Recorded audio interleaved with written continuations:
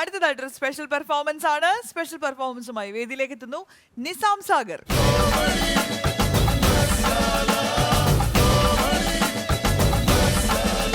അപ്പോൾ first time ആണ് comedy മസാലയുടെ ഫ്ലോറിൽ. കോമഡി മസാലയുടെ ഫ്ലോറിൽ ഫസ്റ്റ് ആണ്. Special performance. സ്പെഷ്യൽ പെർഫോമൻസ് ആണ്. ആദ്യമായി നമ്മളുടെ കേരളത്തിൻ്റെ മുൻ മുഖ്യമന്ത്രി ശ്രീ ഉമ്മൻചാണ്ടി സാറ്, അദ്ദേഹം പല രീതിയിൽ സംസാരിക്കും. അദ്ദേഹം പല രീതിയിൽ സംസാരിക്കുന്നത് അദ്ദേഹത്തിൻ്റെ സാഹചര്യം അനുസരിച്ചാണ്. ചിലപ്പോൾ ശാരീരികമായി ബുദ്ധിമുട്ടുള്ളപ്പോൾ അപ്പോഴൊരു ശബ്ദമുണ്ട്, അല്ലാതെ നിയമസഭയിൽ സംസാരിക്കുമ്പോൾ ഒരു ശബ്ദം, പിന്നെ ഇതുപോലുള്ള പൊതുവേദിയിൽ വരുമ്പോൾ ഒരു ശബ്ദം, അങ്ങനെ ഉണ്ടാകും. അപ്പോൾ ഇവിടെ വന്നാൽ എങ്ങനെയാണ് സംസാരിക്കുന്നത് നോക്കാം. എന്താണ് പരിപാടി എന്ന് പറഞ്ഞത്? മനസ്സിലായി. മാതാ അമൃതാനന്ദമയി ദേവിയുടെ നാമധേയത്തിലുള്ള അമൃത ടെലിവിഷൻ്റെ കോമഡി മസാല എന്ന പരിപാടിയിൽ തമ്പിസാറും രതീഷ് കാരക്കാടും ഫിറോസും സാബു കമലും അശ്വതിയും ഉല്ലാസും സുധി കൊല്ലവും നെൽസണും ഒക്കെ മാറ്റുരയ്ക്കുന്ന ഈ പരിപാടിയിൽ വരുവാനും നിങ്ങളെയൊക്കെ കാണുവാനും സാധിച്ചതിൽ വളരെ സന്തോഷമുണ്ട്.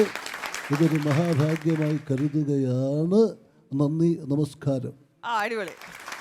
Thank you. ഇനി അദ്ദേഹം നിയമസഭയിൽ ചില ചോദ്യങ്ങൾ ചോദിക്കുമ്പോൾ വികാരാധീനാകാരം ചോദിച്ചോളൂ. മുല്ലപ്പെരിയാറിന്റെ വിഷയം എന്തായെന്ന് ചോദിച്ചോളൂ. ഞാൻ പറയാം. മുല്ലപ്പെരിയാർ വിഷയം എന്തായി? ഞാൻ പറയട്ടെ. അശ്വതി, മുല്ലപ്പെരിയാറിന്റെ വിഷയം തമിഴ്നാട് മുഖ്യമന്ത്രി ജയലളിതയുമായി UP അധ്യക്ഷ സോണിയാഗാന്ധിയുമായി സംസാരിച്ചതിന്റെ അടിസ്ഥാനത്തിൽ ഇരു സംസ്ഥാനങ്ങൾക്കും ദോഷകരമല്ലാത്തൊരു തീരുമാനം ഉണ്ടാവുന്ന കാര്യത്തിൽ യാതൊരു സംശയമില്ല. എന്താണ് ഞാൻ പറഞ്ഞത്? അത് ഞാൻ പറഞ്ഞില്ല. അത് കഴിഞ്ഞ ദിവസം പറഞ്ഞില്ല. എന്നാ പറയുന്നില്ല? ഇങ്ങനെ പറയും. ഇനി അദ്ദേഹത്തിന് കുറച്ചുകൂടി ശാരീരിക അസ്വസ്ഥതകൾ ഉള്ളപ്പോൾ, ബുദ്ധിമുട്ടുള്ളപ്പോൾ, അദ്ദേഹത്തിന്റെ ശബ്ദത്തിന് തുടർച്ചയായി പരിപാടികളൊക്കെ ഉള്ളപ്പോൾ അല്പം കൂടി ശബ്ദം അടയ്ക്കും. ഇങ്ങനെയാണ്. അപ്പോൾ ഇങ്ങനെയാണ് സംസാരിക്കുന്നത്. അതായത് ഈ ഗവൺമെന്റ് ഏതാണ്ട് 5 വർഷക്കാലം ഭരിച്ചിട്ടാണ് ഇറങ്ങിയത്. ഞാനിപ്പോൾ ഒരു ഗാനം ഓർക്കുകയാണ്.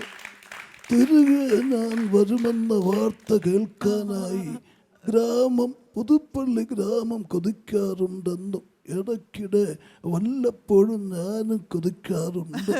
മറക്കാൻ കഴിയില്ലല്ലോ. Thank you. ഇനി കേരളത്തിന്റെ ഇപ്പോഴത്തെ മുഖ്യമന്ത്രി ശ്രീ പിണറായി വിജയൻ, അദ്ദേഹം മാധ്യമപ്രവർത്തകരോടൊക്കെ സംസാരിക്കുന്നത് ഇപ്പം ഷൗട്ട് ചെയ്യുന്നത്. അതിപ്പോ അഡ്വാൻസ് ആയിട്ട് പറയാൻ കഴിയില്ലല്ലോ. ഇടതുപക്ഷ ജനാധിപത്യ മുന്നണിക്ക് ചില നയപരമായ തീരുമാനങ്ങളുണ്ട്.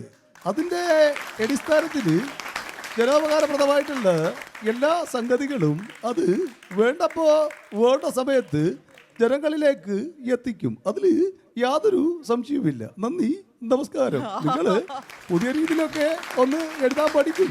അതല്ലേ വേണ്ടത്. ഇനി നമ്മുടെ സലീമേട്ടൻ, അദ്ദേഹത്തിന്റെ ലൈവ് പല സിനിമകളെ കുറിച്ചും ദേശീയ അവാർഡിനൊക്കെ ശേഷം അദ്ദേഹം വിമർശിക്കുകയുണ്ടായി. അദ്ദേഹത്തിന്റെ ഒരു വിമർശനം, ലൈവ് ഇന്റർവ്യൂ വോയിസ്.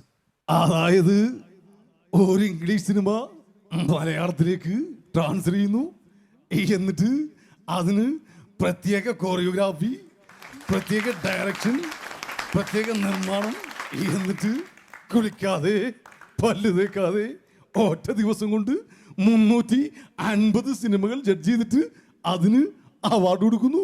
ഇതൊന്നും നമുക്ക് അംഗീകരിക്കാൻ കഴിയില്ലേ? Thank you.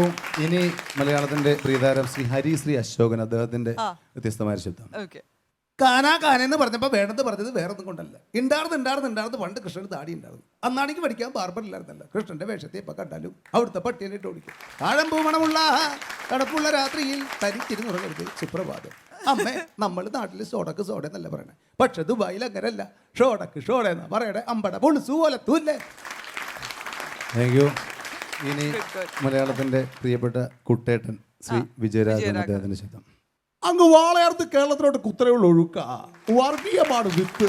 അന്വേഷിച്ച് പിടിച്ചപ്പം എന്നെ വലിയ പുള്ളികള്, ഒന്നൊരു മന്ത്രിയുടെ അളിയൻ, ഒന്നൊരു MLA അനന്തരവൻ, സ്വജാതിയല്ലേ വിട്ടേക്കാന്ന് വെച്ചപ്പം അത് ചത്തിക്കളെ വന്ന് പോയി പടി നോക്കണമില്ലേ എന്ന് ഞാനും പറഞ്ഞു. അവസാനം കാരണം കാണിക്കണമെന്ന് കാരണം കാണിക്കല്ല, കാരണം കുറ്റി നോക്കി അടി കൊടുക്കാൻ വേണ്ടത് കഴിവണമോ പറഞ്ഞേ ചേറായി കളിയാക്കി പുല്ലാളാ പുല്ല് ഒന്ന് പോളാവേ. Thank you. ഇനി മലയാളത്തിലെ മറ്റൊരു പ്രായമുള്ള താരം, നമ്മുടെ നടൻ ജിഷ്ണുവിൻ്റെ പിതാവ് കൂടിയായിട്ടുള്ള ശ്രീ രാഘവൻ, നിരവധി സീരിയലിലൊക്കെ അദ്ദേഹം ഇപ്പോൾ സജീവമാണ്. അദ്ദേഹത്തിൻ്റെ മിന്നുകെട്ട് എന്ന സീരിയലിലെ ശബ്ദം.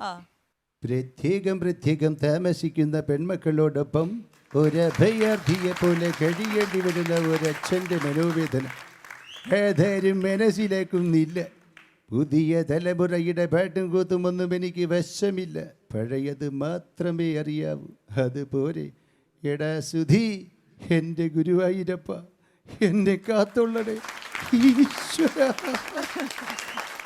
ഇനി ശബ്ദ നമ്മളുടെ വെള്ളാപ്പള്ളി നടേശൻ സാർ, അദ്ദേഹത്തിൻ്റെ ശബ്ദം പലരും ചെയ്ത് SNDP ശാഖാ യോഗത്തിൻ്റെ ജനറൽ സെക്രട്ടറി. അദ്ദേഹത്തിൻ്റെ ശബ്ദം അദ്ദേഹം കണിച്ചുകുളങ്ങരയാണ്. അതിനടുത്താണ് നമ്മളുടെ മുൻ പ്രതിരോധ വകുപ്പ് മന്ത്രി ശ്രീ AK ആന്റണി. അപ്പോൾ ഇവിടെ എല്ലാം സ്ലാങ് ഒരുപോലെയാണ്. അപ്പം ഈ നടേശൻ സാറിൻ്റെ ശബ്ദം മോർഫ് ചെയ്ത് AK ആന്റണിയിലേക്ക് എത്തുന്നത് അത് നോക്കാം. അതായത് ജാതിഭേദം, മതദ്വേഷം ഏതുമില്ലാതെ സർവരും സോദരത്തോടെ വാഴുന്ന മാതൃക സ്ഥാനമാണ് നമ്മെ പഠിപ്പിച്ച ശ്രീ നാരായണ ഗുരുദേവൻ്റെ ആപ്തവാക്യം ചെയ്ത് എനിക്ക് ഏറ്റവും ഇഷ്ടപ്പെട്ട വാഹനം എന്ന് പറഞ്ഞാൽ JCB ആണ്. കാര്യം എന്താ പറയുക, നല്ല മഞ്ഞ കളർ മൂത്ത്, അതൊരു വളരെ പൈശാചികവും വളരെ വെകുവൈപ്പറിയ. India is my country, all Indians and my brothers and sisters. അതായത് ചേർത്തലയിൽ എല്ലാവർക്കും ചിക്കൻ ഗുനിയ വന്നു, എനിക്ക് മാത്രം വന്നില്ല. അപ്പോൾ സോണിയാജിക്കും മൻമോഹൻജിക്കും മനസ്സിലായി എനിക്ക് നല്ല പ്രതിരോധമുള്ള ആളാണ്. അങ്ങനെ എന്നെ പ്രതിരോധ വകുപ്പ് മന്ത്രിയാക്കി. അതാണ് നമസ്കാരം. Thank you.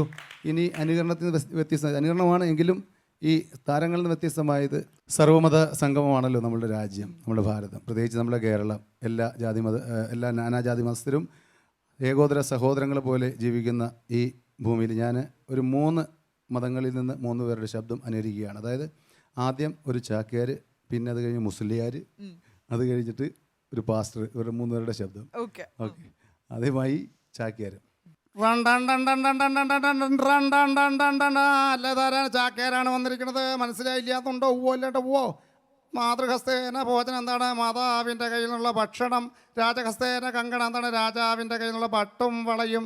ബ്രഹ്മഹസ്തേന വിധിന് എന്താണ്? ബ്രാഹ്മണൻ്റെ കയ്യിൽ നിന്നുള്ള അറിവ്. ഇത് നമുക്ക് ജീവിതത്തിൽ കിട്ടാവുന്ന ബഹുകയമായിട്ടുള്ള പല കാര്യങ്ങളും. അത് ആരൊക്കെയാണ് ഇരിക്കണത്? സുധീകം എല്ലാം ഉണ്ടല്ലോ, ഉല്ലാസ് പന്തളമുണ്ട്, സതീഷ് കാരക്കേടുണ്ടത്, അശ്വതിയൊക്കെ തീരണത് ഇപ്പോൾ അല്ല റണ്ടണ്ട. അപ്പോൾ ചാക്കരങ്ങോട് പോട്ടല്ലോ. ഇനി ഒരു മുസ്ലിയാർ. മദീന ഹൈ ക്യാ ഹൈ ഖൈറുൽ വറായേ വ ജന്നത്ത് നഹീ ഹൈ തോ ഫിർ ഔർ ക്യാ ഹൈ. പ്രിയമുള്ള സഹോദരി സഹോദരന്മാരെ, നമ്മൾ മനസ്സിലാക്കണം, പരിശുദ്ധമായ ദീനുൽ ഇസ്ലാമിൻ്റെ ആ കർത്തവ്യങ്ങൾ പരിശുദ്ധമായ റമദാൻ മാസത്തിലൂടെ സഞ്ചരിക്കുമ്പോൾ നമ്മൾ മനസ്സിലാക്കണം, ഇബാദത്തുകൾ കൊണ്ട് നമ്മളുടെ ജീവിതം ധന്യമാക്കണം. അസ്സലാമു അലൈക്കും വറഹ്മത്തുള്ളാഹി വബറകാതുഹു. ആകാശത്തിന്റെ അനന്ത നീലിമയിൽ നിന്നും അവൻ ഇറങ്ങി വരും താഴേക്ക്.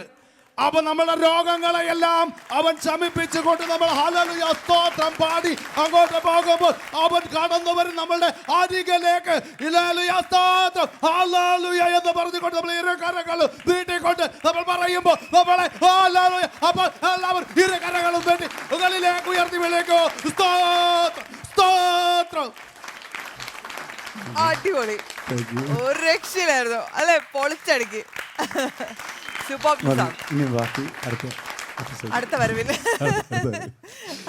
അപ്പൊ എന്താ പറയാ, ഒന്നും പറയാനില്ല. അതൊന്നും പറയാനില്ല. അങ്ങനെ പറയല്ലേ, അങ്ങനെയാണ് എല്ലാരും വരുമ്പോ എന്തെങ്കിലുമൊക്കെ പറയും. പക്ഷെ ഞാൻ വന്നപ്പോ ഒന്നും പറയാറിയോ, വെളിയിലോട്ട് ഇറങ്ങട്ടെ പറയാമെന്ന് അവർ ഉദ്ദേശിച്ചത്. അയ്യോ, അങ്ങനെയാണ് അഭിപ്രായം പുറത്തിറങ്ങുമ്പോ പറഞ്ഞപ്പോ കാരണം നമ്മുടെ കോമഡി മസാലയുടെ ക്രൂ മെമ്പർ ആണ്. അപ്പൊ പിന്നെ പുറത്തേക്ക് ഇറങ്ങുമ്പോൾ പറഞ്ഞാൽ മതിയല്ലോ അല്ലേ? ഇല്ല, ഓരോ സ്റ്റാറും പക്കായിരുന്നു. അതെ, പെർഫെക്റ്റ് ആയിരുന്നല്ല. യെസ്, നിങ്ങളെല്ലാവരും നന്നായിട്ട് എൻജോയ് ചെയ്തില്ലേ? അടിപൊളിയല്ലായിരുന്നോ? യെസ് അല്ലേ? ഒന്ന് ആത്മാർത്ഥമായിട്ടൊരു കൈയടിങ്ങൾ പോരട്ടെ, ഒന്ന് ശക്തിയോടെ അടിച്ചേ. Thank you. Okay Nizam. Okay, അപ്പോൾ ഇവിടെ അമൃത TV യുടെ കോമഡി മസാല എന്ന പ്രോഗ്രാമിൽ ഇതുപോലെ ഒരു അതിൻ്റെ പിന്നണിയിൽ നിന്നും മുന്നിലേക്ക് വരുവാൻ വേണ്ടി അവസരമൊരുക്കിയ എല്ലാ പ്രിയമുള്ള സുഹൃത്തുക്കളും, പ്രത്യേകിച്ച് രതീഷ് കാരക്കാട്, തമ്പി സാർ, എല്ലാവർക്കും ഒരിക്കൽ കൂടി നന്ദി അറിയിച്ചുകൊണ്ട് താൽക്കാലികമായി വിടുവാങ്ങുന്നു. നന്ദി, നമസ്കാരം. Thank you.